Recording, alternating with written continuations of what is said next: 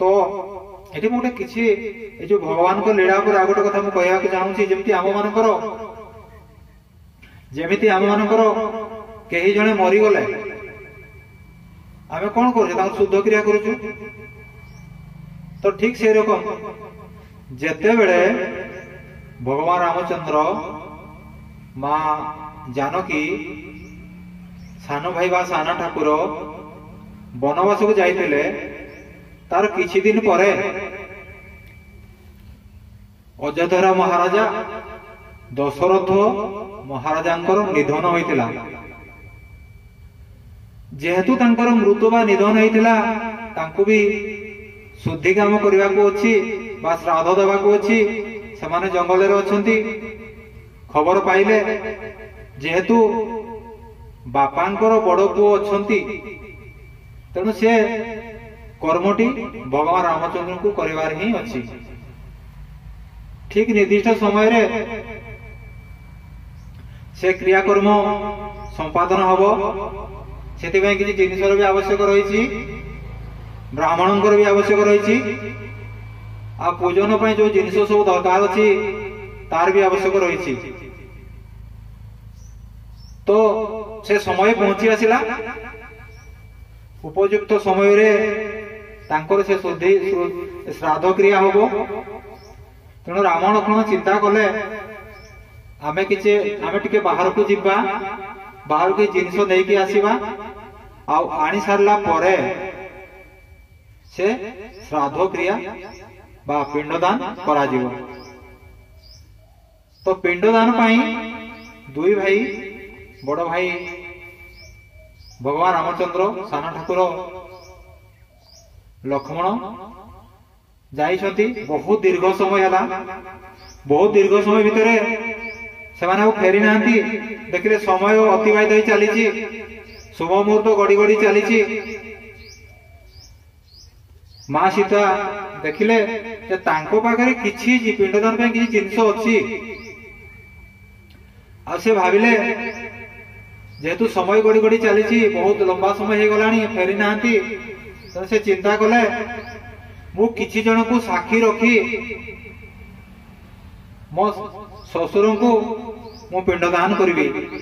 तेणु से को मन को साक्षी रखिले ना से 6 जन को साक्षी रखिले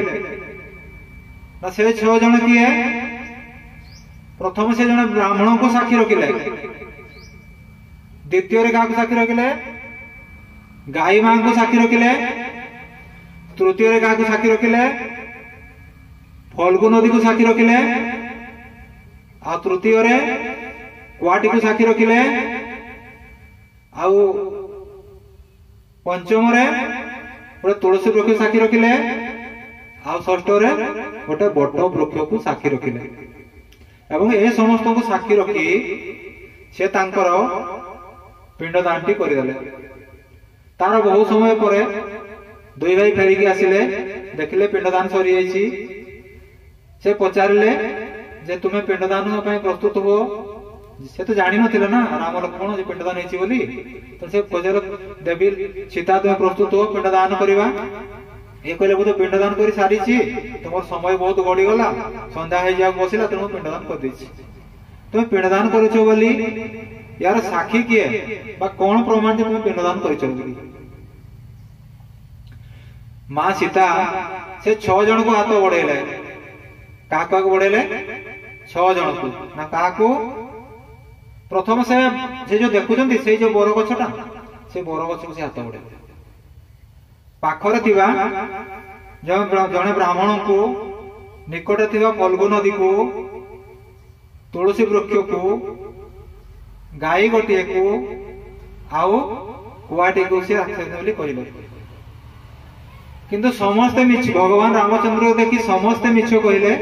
समस्त साक्षी माने मिछ कहले किंतु जणे सत कहले सी के जानिछंती सी हेले से बट वृक्ष देखंतु से बट वृक्षटे से जो बुढ़ा बट वृक्ष देखछंती से बट वृक्षटी सत कहले जे हां देइछंती बोली कि जते बेले माने मिछ कहले मां सीता को दुख भी हला आ क्रोध भी आसिला। से क्रोधित भी हो गले आ दुखित भी हो गले कहले जेहेतु तुम्हें मिछ कहीच तुम मानक मु अभिशाप दूची मोर अभिशाप तुमको कली जुगरे भोगवा पड़ो द्वापर जुगरे भोगवा पड़ो ना कौन ब्राह्मण को कहले तुम जी प्रकृत रे ब्राह्मण होइतिबो मु तुम अभिशाप दूची रे ब्राह्मण ये मार तुमको अभिशाप तुम्हें जेते इनकम कले भी जेते आय कले भी दरिद्र तुम रहिबो तुम्हें केबे भी धनवान हो पारिबो नहीं तुम दरिद्रता सबुदिन रहिबो से दिन ठारू ब्राह्मण मानकर अवस्था जेते आय कले भी दरिद्रता प्रायतः लागिकी रही थाए। द्वितीय रे गाई माँ को अभिशाप देले कहले माँ तुमको मु माँ बोली साक्षी रखी किंतु तुम्हें मो सपक्ष नहीं राम को मिछ कहीच तेणु हे माँ गाई तुमको मु अभिशाप दूची ना कौन तुम्हें पूजा पाइब सत किंतु पूजा पाइला परे भी तुम खराब खाद्य खाइब आ तुम्हें संपूर्ण पूजा पाइब नहीं तुम पछपटे जो क्षीर सब बाहर ना से क्षीर ही पूजा पाइब ये भी गोटे अभिशाप हो गले गाई मान। तापरे फल्गु नदी अपन जेते बढ़ी हो जेते बन्या हो जेते बात्या हो से नदी रे केबे भी पानी रहे नहीं वर्तमान पानी नहीं अपन जाइके देखि पारिबे वर्तमान से नदी रे पानी नहीं काहेकि ना माँ ताको अभिशाप देइछंती रे फल्गु नदी तू धर्म आचरण करी मिछ कइलो तते मु अभिशाप दउची तो देहरे केबे भी पानी बोइबो नहीं से बेटू पानी बुहे नहीं बोले सियावर रामचंद्र की जय श्री राम। तापरे तुलसी गछ तुम्हें तो हेलो तुलसी वृक्ष तुम बिना कौन सी पूजा पार्वण हो पारे नहीं कई पवित्र हो पारती नहीं कि तुम्हें भी ये मिछ कहीच तेणु तुमको मु अभिशाप दूची ना गयारे तुम्हें केबे भी पूजा पाई पारिबो नहीं बर्तमान तो गयारे तुलसी गछ पूजा पाती नहीं। तापरे गोटे कुआ को भी अभिशाप देले ना कौन अभिशाप देले रे कुआ मु जानी तुम्हें गोटे पुण्यवान पक्षी समस्त कुआ को घृणा करती ना सकाळ उठी सी गरम गरम सब बिष्ट खाई दियंती समाज को परिष्कार करती तथापि तुमको अभिशाप दूची ना कौन अभिशाप ना तुम्हें केबे जदि एकुटिया खाइब ना तुम पेट केबे पूरिबो नहीं तेणु देखिए कुआ मैंने केबे एकुटिया खाती नहीं से सांग साथी की खाती पेट पूरिबो नहीं बोले सियावर रामचंद्र की जय। तापरे ए जो बट गछ को से आशीर्वाद प्रदान कले कहले रे बट वृक्ष तुम्हें धर्म वृक्ष की चारि जुग रहिबो तुम देहरे माँ लक्ष्मी सदा सर्वदा वास करिवे माँ पार्वती आउ देवादेव महादेव सब से गच्छरे रहिबे देखुचेन तो माँ को आशीर्वाद फल सब चली बर्तमान तक जो अभिशाप फल वर्तमान सुधा भी भोगी भोगी चली तेणु नारी को आपण केतेबेले भी अमान्य करिवे नहीं दुर्बल भावे नहीं नहले माँ सीता पर जब अभिशाप दियंती ना केते जन्म हमको भोगा पड़ो बोलो सियावर रामचंद्र की जय। तेणु देखो तो ये श्राद्धर जो कथा पड़ी आज्ञा यह जो गोटे पुण्य कर्म या पिंड दान कले आत्मा टिक को मुक्ति पाती आम जब भोक हेले शोष हेले पानी पीऊे खाद्य खाऊछु तो सेहीपरि पिंड दान कले आमर जो आमको छाड़ी चली जाइथिबा पूर्व पुरुष माने समाने तांकर भोक शोष को मेंटाई थांती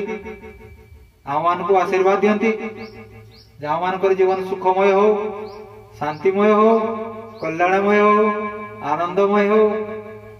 तेणु तांको आशीर्वाद आमको निहाती आवश्यक अच्छे तेणु वर्षर थरे सेथिपाई पिंडदान श्राद्ध पिंडदान तो थरे करिवे किंतु श्राद्धटी वर्ष थरे करिवा कथा बोलो सियावर रामचंद्र की जय बोलो पवन सुत हनुमान की जय हर हर महादेव।